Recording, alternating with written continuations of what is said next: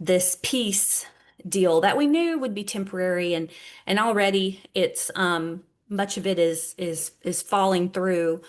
Um, Hamas is prepared, is ready, is coming out of their tunnels. They're having public executions of Palestinians that are opposing them, and it's very, very dark, the things that are happening. And at the same time that Hamas is ready to go back and fight Israel, Iran is not only rearming Hamas, but they're also rearming Hezbollah.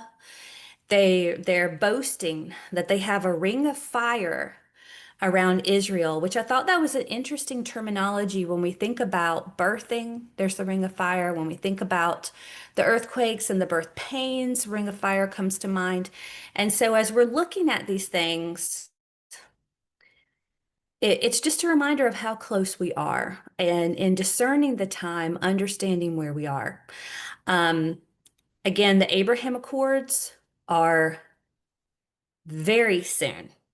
And so here, Saudi Arabia told Trump just a few days ago that they are ready to join the Abraham Accords. And it's the consensus that when they do, everybody else comes in. And you guys know, I believe that that is the 927, the Daniel 927 covenant that will be strengthened, expanded, confirmed, Gebir, by the Antichrist. And so I think that is that covenant that is very blasphemous that God is talking about in Daniel. And so we're seeing all these things, we're seeing it increase, we're seeing these wars. Here they say peace, peace when there is no peace.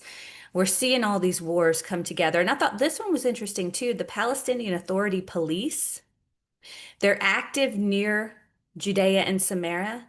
And this is really interesting because they're saying here within seconds they can turn their guns on the people.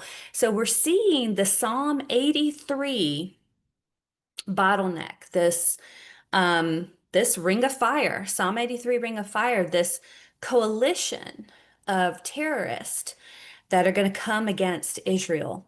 And so we're seeing that strengthen. A lot's going on with Egypt too, which was one of the missing pieces in Psalm 83, because Psalm 83 calls out Egypt as one of these nations that come against them. And now we see how all those pieces are coming together. So again, discerning the times. When you know what God's word says about what it looks like right here at the end, then you know when you see this mega peace deal come up, and you know when they're saying everlasting peace, and this is a peace that wasn't, Jesus wasn't capable of doing 2,000 years ago or 3,000 years ago with Abraham, with David.